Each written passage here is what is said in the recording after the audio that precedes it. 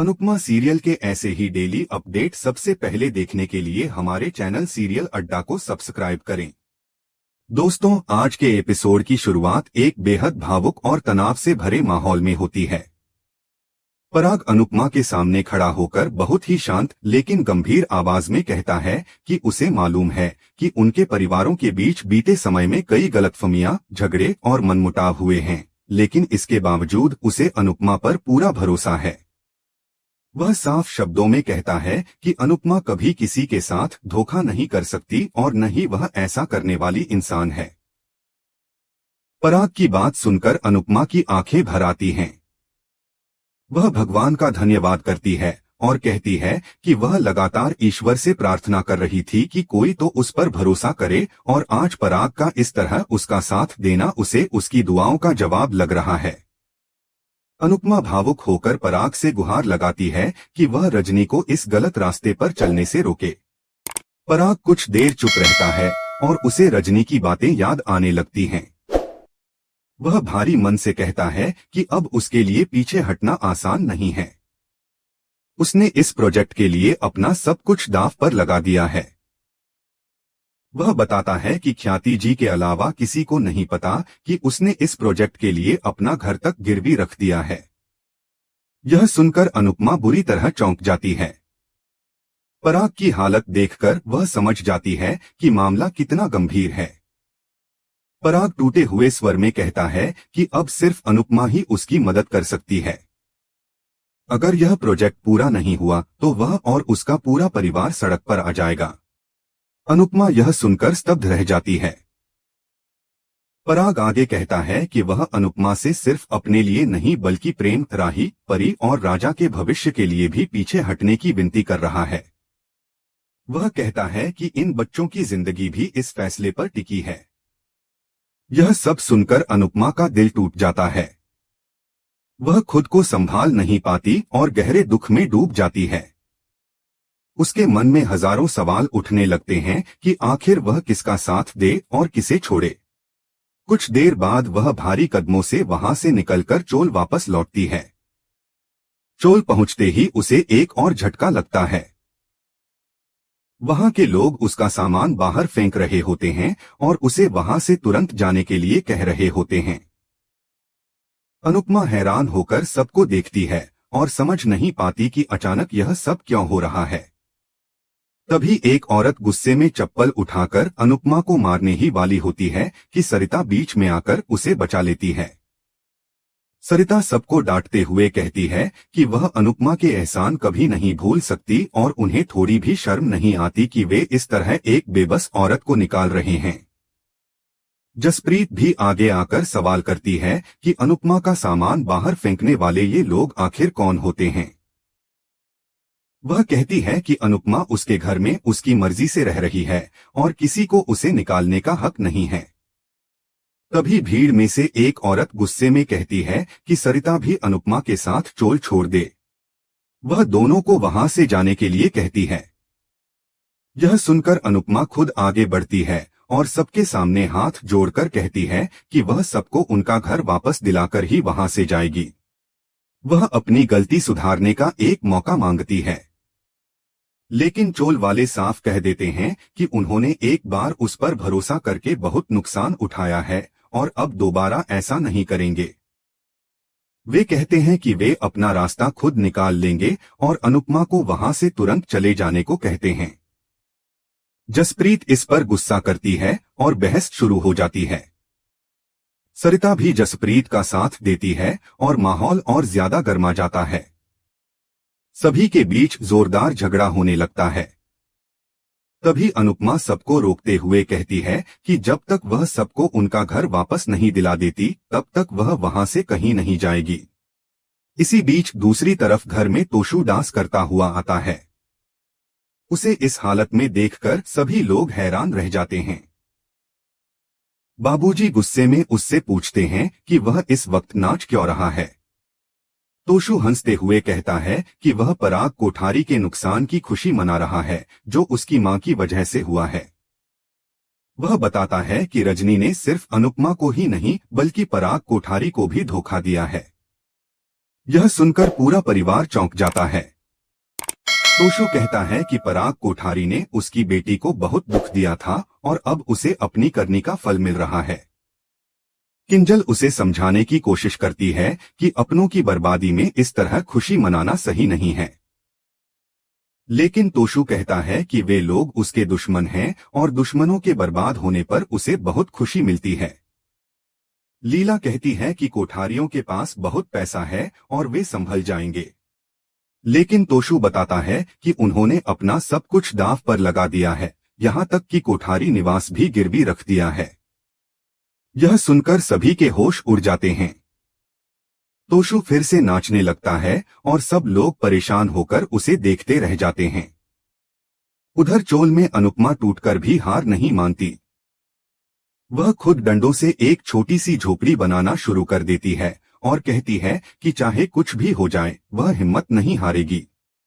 चोल वाले फिर से उसे भगाने की कोशिश करते हैं और कहते हैं कि यह औरत यहाँ बिल्कुल नहीं दिखनी चाहिए। वे सब मिलकर उसका तंबू उखाड़ने लगते हैं। अनुपमा रोते हुए सबसे फिर से विनती करती है कि उसे बस एक मौका दे दें। तभी डांस रानीज वहां आ जाती हैं और मिलकर चोल वालों को रोकती हैं। सरिता गुस्से में कहती है कि अगर जरूरत पड़ी तो वह उनका खेल बिगाड़ने में एक पल भी नहीं लगाएगी। जसप्रीत भी साफ कह देती है कि यह सड़क सिर्फ उनकी नहीं है और किसी को भी जबरदस्ती किसी को निकालने का हक नहीं है। दोनों औरतें बाकी लोगों के साथ मिलकर चोल वालों को पीछे धकेल देती हैं। चोल वाले गुस्से में धमकी देते हैं कि वे सबको चोल से बेदखल कर देंगे और फिर कोई उनसे बात भी नहीं करेगा। इसी तनाव और जहां अनुपमा एक बार फिर अकेली खड़ी होकर हालात से लड़ने का फैसला करती है और आने वाले तूफान के लिए खुद को तैयार करती नजर आती है। कोई तुम्हें यहाँ से सामान भी नहीं देगा। यह सुनकर सरिता बिना डरे जवाब देती है कि हमें किसी चीज का कोई फर्क नहीं पड़ता। अनुपमा घबराकर सरिता और जसप्रीत से कहती है कि उसकी वजह से वे अपने अपने परिवार को खतरे में न डालें। वह समझाने की कोशिश करती है कि चोल वाले अपनी जगह सही हैं और उसकी गलती की सजा उन्हें क्यों भुगतनी पड़े। वह भावुक होकर कहती है कि उसकी वजह से उनकी मुसीबतें और क्यों बढ़े। यह सुनकर जसप्रीत और सरिता आगे बढ़कर अनुपमा को गले लगा लेती हैं और उसे हिम्मत देती हैं। तभी परी सामने आकर कहती है कि भले ही ये लोग खुलकर आपका साथ न दे पा रहे हों, लेकिन हम पूरी ताकत से आपके साथ खड़े हैं। ईशानी भी उसकी बात में हामी भरती है और कहती है कि वे दोनों अनुपमा को अकेला नहीं छोड़ेंगी। उधर दूसरी तरफ रजनी को अनुपमा का गुस्से से भरा चेहरा याद आता है और वह खुद से कहती है कि अब तक वह दोस्ती का लिहाज रखते हुए शराफत से खेल रही थी, लेकिन अब अनुपमा उसका असली चेहरा जरूर देखेगी। वह मन ही मन तय कर लेती है कि अब वह किसी भी हद तक जाने के लिए तैयार है। इसी बीच प्रेम अनुपमा के पास आता है और उसे संभालने की कोशिश करता है। अनुपमा टूटे हुए स्वर में कहती है कि अब उसे इस बात की आदत हो गई है कि लोग उसे हमेशा गलत ही समझते हैं। वह कहती है कि वह खुद को संभाल लेगी और प्रेम से अनुरोध करती है कि वह परी और ईशानी को लेकर वहां से चला जाए। प्रेम कहता है कि वे उसे अकेला छोड़कर कहीं नहीं जाएंगे। अनुपमा दृढ़ता से कहती है कि वह यह लड़ाई जीतकर ही वहां से जाएगी। राही उसे अहमदाबाद चलने के लिए समझाती है ताकि वह कुछ समय के लिए इन सब परेशानियों से दूर रह सके, लेकिन अनुपमा साफ कह देती है कि जब तक वह चोल वालों को उनका घर वापस नहीं दिला देती तब तक वह कहीं नहीं जाएगी। राही गुस्से में कहती है कि जिन लोगों ने उसे धक्के मारकर बाहर निकाला वह उन्हीं की चिंता क्यों कर रही है। अनुपमा शांत स्वर में जवाब देती है कि उनकी जगह कोई और होता तो वह भी शायद यही करता। प्रेम और राही दोनों उसे समझाने की कोशिश करते हैं कि अभी वहां से निकल जाना ही ठीक है। प्रेम कहता है कि भरोसा करना कभी गलत नहीं होता, गलत तो भरोसा तोड़ना होता है। इस पर राही कहती है कि भरोसा करने से पहले यह देखना भी जरूरी है कि सामने वाला भरोसे के लायक है या नहीं। दोनों के बीच हल्की बहस होने लगती है। अनुपमा उन्हें शांत कराती है और कहती है कि आप लोग घर जाइए, यहाँ की लड़ाई वह अकेले ही लड़ेगी। उनके जाते ही अनुपमा को पराग की बातें याद आने लगती हैं और वह और ज्यादा परेशान हो जाती है। कुछ देर बाद वह खुद को संभाल कर कहती है कि बुराई चाहे कितनी ही ताकतवर क्यों न हो, जीत हमेशा सच्चाई की ही होती है। वह कहती है कि रजनी के पास शकुनी जैसी चालें हो सकती हैं, लेकिन उसके पास उसके कान्हा जी का सत्य है और अंत में जीत सिर्फ सत्य की ही होगी। प्रेम उसकी बात से सहमत होता है और उसे हिम्मत देता है। रात होने पर अनुपमा परी और ईशानी से कहती है कि उन्हें प्रेम और राही के साथ चले जाना चाहिए था, यहाँ रहना उनके लिए सुरक्षित नहीं है। इस पर परी भावुक होकर कहती है कि आपने हमेशा हमारा साथ दिया है, तो हम आपको मुसीबत में अकेला कैसे छोड़ सकते हैं।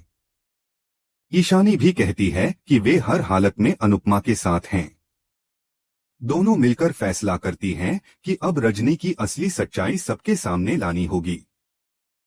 वे अनुपमा से कहती हैं कि सोशल मीडिया के जरिए रजनी की असलियत लोगों तक पहुंचानी चाहिए ताकि कोई और उसके झांसे में न आए। अनुपमा उनकी बात से सहमत हो जाती है और उन्हें आशीर्वाद देती है। इसी बीच परी के फोन पर तोशु का कॉल आता है। पाखी फोन लेकर परी से कहती है कि तुम दोनों वापस घर आ जाओ। अगर मुंबई में कोई काम है तो दिवाकर के दोस्त का फ्लैट खाली है, तुम वहां रह सकती हो, लेकिन मम्मी के साथ मत रहना। ईशानी और परी साफ मना कर देती हैं और कहती हैं कि जो अपनी मां के सगे नहीं हो पाए वे उनके क्या ही होंगे। तभी लीला फोन लेती है और दोनों को शाबाशी देती है। वह कहती है कि वे बिल्कुल सही कर रही हैं और अनुपमा के साथ ही रहें। फिर लीला खुद अनुपमा से बात करती है और कहती है कि वह पहले उसे जाने नहीं देना चाहती थी, लेकिन अब वह चाहती है कि अनुपमा जीत कर ही वापस लौटे। वह उसे ढेर सारी हिम्मत देती है। अनुपमा भावुक होकर लीला को धन्यवाद कहती है। अंश, बाबूजी और किंजल भी उससे बात करके उसका हौसला बढ़ाते हैं और कहते हैं कि वह सच की लड़ाई जरूर जीतेगी। उन सब की बातें सुनकर अनुपमा के चेहरे पर थोड़ी मुस्कान आ जाती है और उसे लगता है कि वह अकेली नहीं है।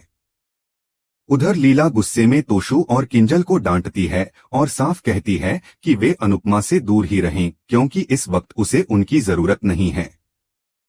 एपिसोड के आखिर में अनुपमा परी और ईशानी को दिल से धन्यवाद करती है और कहती है कि अब वह इस जंग के लिए पूरी तरह तैयार है। वह मन ही मन ठान लेती है कि चाहे कितनी भी मुश्किलें आएं, वह हार नहीं मानेगी। इसके साथ ही आज का एपिसोड खत्म हो जाता है। अगले एपिसोड की झलक में दिखाया जाता है कि अनुपमा पुलिस स्टेशन जाकर रजनी के खिलाफ शिकायत दर्ज कराती है, लेकिन इंस्पेक्टर उससे सबूत मांगता है। तभी रजनी वहां आकर ताना मारती है कि अनुपमा के पास कोई सबूत नहीं है। अनुपमा आत्मविश्वास से कहती है कि बहुत जल्द सबूत भी मिल जाएंगे और जब तक वह रजनी को हरा नहीं देती तब तक वह रुकने वाली नहीं है। इसी के साथ आने वाले तूफान का संकेत मिलता है और कहानी एक नए मोड़ की ओर बढ़ जाती है।